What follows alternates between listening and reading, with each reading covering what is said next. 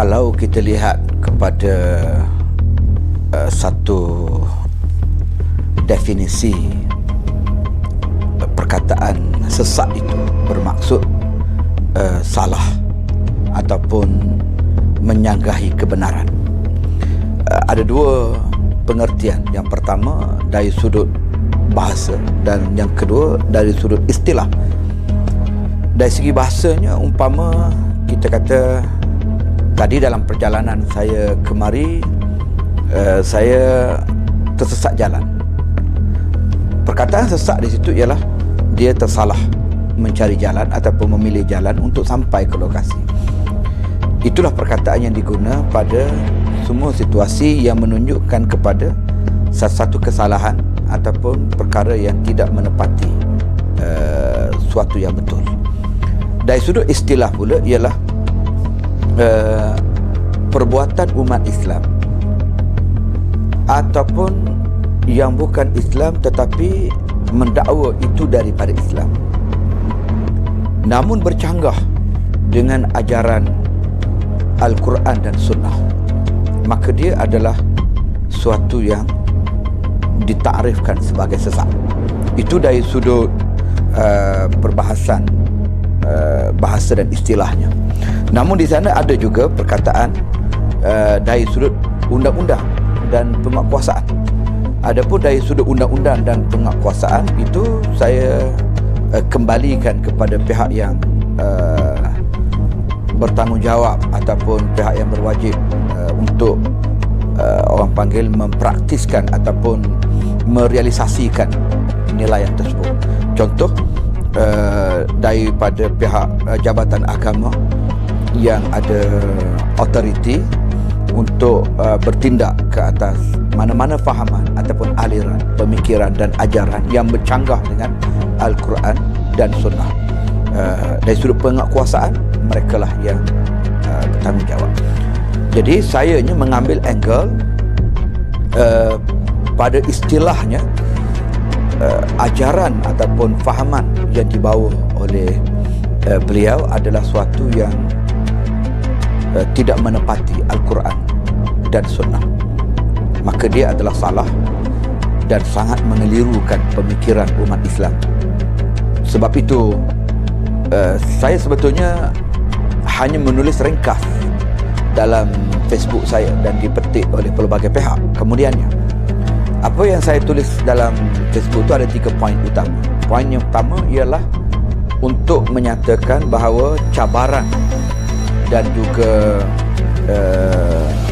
kesukaran akan dihadapi oleh para pendakwah. Maknanya dengan adanya ajaran-ajaran dan aliran-aliran pemikiran yang seperti ini yang akan merosakkan pemikiran Islam masyarakat. Jadi maknanya para pendakwah makin perlu bertindak lebih aktif bagi memberi pencerahan tentang Islam kepada masyarakat dan sekaligus membetulkan pemikiran masyarakat. Itu yang pertama poin saya. Saya sebut makin mencabarlah tugas para pendakwah. Itu poin yang pertama. Poin yang kedua ialah saya menggambarkan ajaran yang dibawa itu adalah ajaran yang salah. Ajaran ataupun pemikiran yang salah, yang tidak menepati Al-Quran dan Sunnah. Dan saya menilainya bukan hanya pada satu permukaan sahaja ataupun mengambil konten daripada apa yang diviralkan semata-mata, tetapi kita menyelami dan kita membaca apa yang ditulis sendiri oleh beliau dalam Facebook beliau. Jadi banyak perkara-perkara yang sangat mencurigakan dan sangat mengelirukan. Malah saya kira sesiapa saja yang memahami Islam, yang mencintai Islam, membaca Facebooknya ini akan dapat mengesan betapa aliran pemikiran yang dibawa itu adalah suatu yang sangat bercanggah dengan ajaran Islam. Kemudian yang ketiga poin saya ialah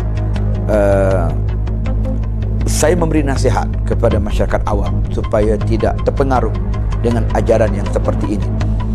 Maksudnya, kalau sekiranya kita berhadapan dengan aliran-aliran pemikiran ataupun ajaran-ajaran dan amalan-amalan ritual tertentu yang dilakukan yang berbeza ataupun yang asing daripada ajaran Islam yang biasa kita amalkan, maka hendaklah dirujuk kepada pihak berkuasa agama ataupun pihak yang berautoriti dalam bidang agama, alim ulama, para mufti dan juga jabatan-jabatan agama Islam, majlis agama Islam di negeri masing-masing untuk kita mendapatkan kepastian.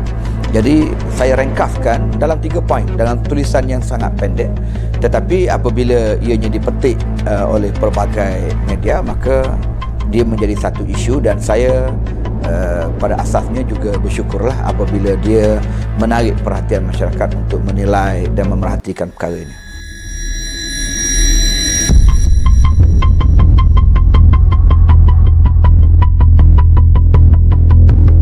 Ya, dari sudut tindakan bidang kuasa ataupun autoriti yang ada pada Yadim ialah dakwah.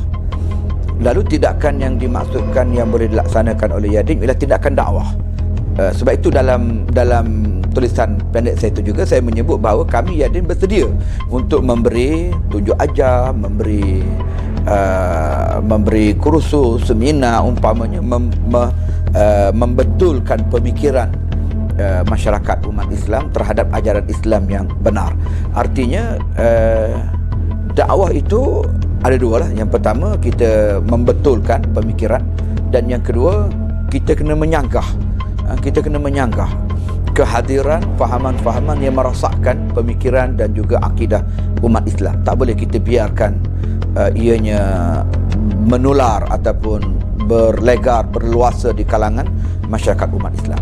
Adapun tindakan dari sudut penguatkuasaan itu bukan autoriti yang ada pada Yadim, dan saya percaya pihak jabatan agama dan juga pihak berkuasa agama di negeri-negeri juga telah mengambil tindakan masing-masing. Saya difahamkan Majlis Agama Islam Negeri Melaka sebagai contoh telah mengambil tindakan susulan untuk membuat siasatan dan juga untuk membuat tindakan lanjutlah apa yang perlu, termasuk Jabatan Agama Islam Selangor yang saya difahamkan mereka telah memulakan tindakan-tindakan tersebut.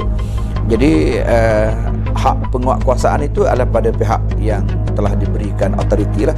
Adapun Yadim mengambil jalan untuk berdakwah, dan dakwah itu bukan bermakna hanya menyampai dan menyeru saja, termasuklah kita protect akidah umat Islam, pemikiran umat Islam daripada ancaman aliran pemikiran yang songsang ataupun mengelirukan umat Islam.